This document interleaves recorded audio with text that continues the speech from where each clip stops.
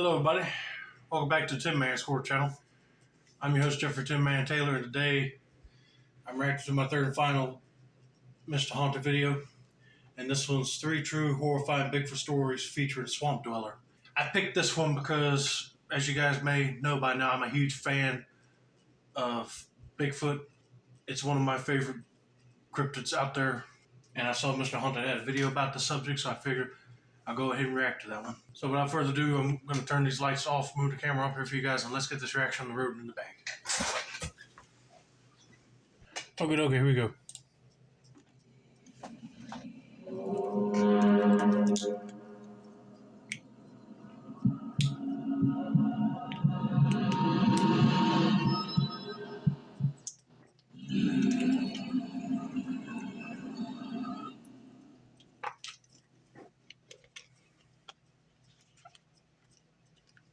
About 10 years ago, my girlfriend and I took a trip up to West Virginia for our 7th year anniversary. Okay. We were the type of couple who loved the outdoors and the pure beauty of nature.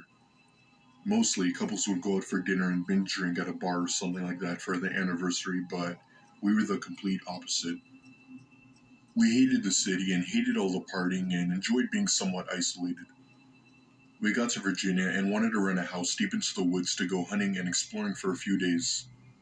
We rented out this little log cabin for about $80 a night, which wasn't bad at all compared to some of the prices of the other cabins. I mean, that ain't bad at all. But yeah, I'm with them because if I was dating or was married and celebrating my anniversary with my significant other, I will see if she would like to do that as well, not bar hop, party hard, I'd rather just take the scenic routes. But it ain't up to me. It has to be up to her, too. That's how a good, healthy relationship works. But anyway, let's just continue on with the story. The first night we got there, I believe was a Tuesday night, we unpacked and set our stuff up in the master bedroom. The cabin wasn't that big, but it was rather more cozy and an appropriate size for a couple. We arrived at the cabin very late that night, and after we had set everything up, we went out to go get some fast food as most restaurants were closed at this time. We ended up stopping at a nearby Burger King and ate it back at the cabin, and we went to bed soon after. I love getting the Bacon King burger all the time, but during breakfast hours, I love their sausage, egg, and cheese croissants. You can't go bad with Burger King. But they said they took the food back to the cabin, ate it, and then they went to sleep. I know they're probably going to be upset if they got a rude awakening by Bigfoot tapping on the window, but I don't want to jump ahead, so let's just see what happens next. Okay, so fast forward to the next morning. My girlfriend and I wake up, eat breakfast, and get ready for the hike we were planning to take. The hike was pretty long, maybe about 3 or 4 hours, but like I said, we both love the outdoors, so we didn't mind it. At one point during the end of our hike, the sun was beginning to set, which meant that we had about a good hour of light before it got dark. As we were walking back, my girlfriend shushes me for some reason. She looks over to her left and said to me, "Did you see that tall person over there?" I didn't know what she was talking about as I didn't see anyone, so I just said, no, I didn't. My girlfriend dismissed it as another person taking another stroll through the woods, or perhaps other hikers. We made it back to our cabin before it got dark and cooked some dinner. At dinner, my girlfriend was very quiet and barely touching her food. It seemed like something was wrong, so I asked her. She sighed and told me that she felt paranoid about that big figure she saw that day. She explained that it looked too big to be anything human-like. It looked more like an ape. I told her that she probably just saw another hiker who just so happened to be big and tall, and not to worry about it. She cheered up a bit, and we continued our nice, peaceful dinner. There you go. You don't want your girlfriend to be freaking out while you're on a hiking trail, because if it really was a Bigfoot, yeah, she would be screaming and want to get out of there quick. However, the next day was the day when things started to get crazy. My girlfriend had gone to the store to get some more food. I was out back carving some wood with my knife when I heard what sounded like branches and twigs snapping very loudly. I sprinted bolt upright and looked to where the sounds were coming from. It was almost as if something big were walking in the trees. As soon as I saw what it was, my heart skipped multiple beats. My eyes were opened wide as I stared at the 10-foot tall gorilla-like creature. It had its eyes locked on me while still standing. At this point, I couldn't even move or speak. All I could do was watch this ape-like creature walk around the tree line. It then let out this horrifying, deep, unsettling sound that I still can't describe. It was similar to a roar, you could say, but in a more deeper tone. With that, it turned around and walked into the other direction, never to be seen again. I'll never, ever forget the dread I felt as I saw its glowing red eyes looking through my soul. I remained calm on the outside, but on the inside, I was freaking out, and no joke when I say I nearly had a heart attack at the sight of this thing. You ain't the only one, dude. If I saw something like that, what you're describing, I'll have a heart attack too. Probably. Yeah, Bigfoots are no joke. You see one, you better not point any weapon towards them or yell out some profanity at them, because they can snap in an instant and start chasing after you. But I know he believes his girlfriend now. My girlfriend arrived soon after and found me sitting outside practically petrified. She began questioning me, and I lost her right then and there and burst into tears apologizing and telling her how sorry I was for not believing her. I tried my very best to explain what I had just witnessed, and she then started freaking out as well. I still have no idea as to what this creature was or what it wanted, but regardless, we never saw it again on our trip. All I do know is that if it was some sort of animal that lived long ago, they're obviously extremely rare and most likely very territorial. We don't share this story with any of our friends or close relatives, but I know what I saw that day. I guess there are things in this world that we still can't explain, and we never went back to that cabin again. I don't blame you for not telling your friends and relatives, because they would probably mock you and say, oh, you didn't see nothing like that. But I'm glad your girlfriend believed you. And thank God that Bigfoot did not come back around and start hitting the windows of the cabin to try to scare the crap out of you. I mean, for me, it would be cool to see a Bigfoot, but if it's aggressive, looking like he's describing, oh, I'll be scared to death. That's something you will never forget, for sure. All right, let's get on to story number 2.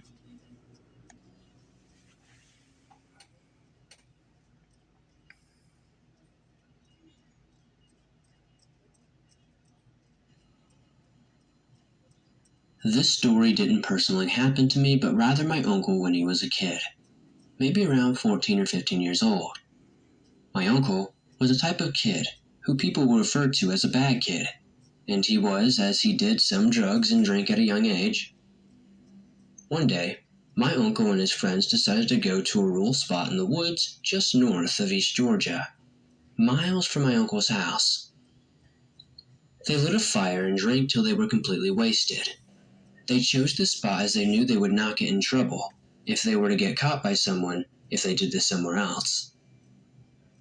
At one point, the fire was starting to die down, and everyone was just kind of talking to each other, when all of a sudden they stopped talking, as if a switch had been turned off. One of my uncle's friends in his drunken state said, "Shh, do you guys hear that?" My uncle and the rest of his friends laughed it off as they were still drunk, but then became very quiet when they heard what sounded like branches snapping just a little bit beyond the tree line. They all stared at the trees trying to find the source of the noises. That's when one of the girls screamed at the top of her lungs and pointed from behind a tree. Oh, I can tell you right now that this is not a good time to be drunk right now. Sure, I know they were just camping and everything. They were having a good time drinking beers. But if a Bigfoot or some other cryptid just happened to walk right by, you got to be sober enough just to protect your buddies from a possible attack. Oh, Lordy. I hope they don't do nothing stupid to piss this Bigfoot off. My uncles and his friend looked that way, and according to my uncle, he saw a huge silhouette maybe 8 or 9 feet tall, hiding behind a big tree. My uncle told everyone to run. They all got into their cars and floated down towards the main road, not caring how drunk they were. My uncle said that he saw what he could only describe as pure terror in the rearview mirror of the truck. There was a very tall and very big gorilla-like creature staring at them as they drove away. Until this day, my uncle was convinced that what he saw that night was or is something similar to a Sasquatch. Well, not trying to make a joke of it, but thank God they didn't get pulled over by a police officer and asking them why they're driving drunk. Because if they said they saw a Bigfoot, they wouldn't believe them. They'd probably just arrest them being intoxicated and hallucinating. But seriously, they did the right thing and get out of there quick enough, because if it was 9 feet tall, gorilla-like, you never know what that Sasquatch would have done. And you don't even know if he was tame or more aggressive. That's why if you go camping and you know there's reported Bigfoot activities in that area, always bring some sort of a weapon as an extra precaution.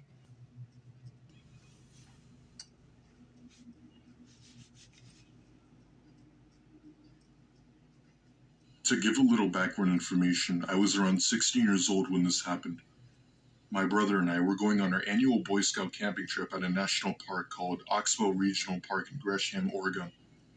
It was a very nice place, especially for camping. Lakes, mountains, forests, and rivers. Our trip went there every year and would usually be the last camping trip of the year, which is why we decided to go. Needless to say, the troop left Roseburg at around 5 and drove the 3-hour-long drive to Gresham and eventually the park. We got there at around 7:30 p.m. and we immediately started unpacking and started getting up our tents as we didn't have much time until dark. Once we set up the tents, my brother and I go in and ate our rest of our McDonald's that we had brought during the ride as we had not eaten for hours. By 10 p.m., the scoutmaster said it was lights out. I didn't understand why we couldn't just stay up late and chat as long as we were quiet, but hey, it's the scoutmaster's rules. My brother is a heavy sleeper, so he went to bed instantly. Me, on the other hand, am not a heavy sleeper. In fact, I had trouble falling asleep ever since I was 12, which I still don't know why till this day. Fast forward about 2 hours later, everyone in the campground is asleep by now, but I was just in my sleeping bag rolling around trying to get comfortable. Yeah, he's right. Scout Master tells you lights out, it's lights out. No staying up late until you finally go to sleep and then you wake up the next morning, you're still feeling groggy. After I had finally gotten a good spot, I heard something moving slowly in the lake about 15 or 20 feet away from our tent. We were the closest to the lake, so I heard it perfectly. I don't know what it was, but imagine someone walking in the lake very slowly. I suddenly became suspicious and somewhat paranoid and decided to take a look at what it was. I was hoping to see a fellow scout dipping their feet in the water, but that unfortunately wasn't the case. I quietly sat up, unzipped my tent, and looked towards the lake to see what it was. What I saw standing in the water was something I wasn't expecting to see. It was dark out, and the only source of light was from the moon.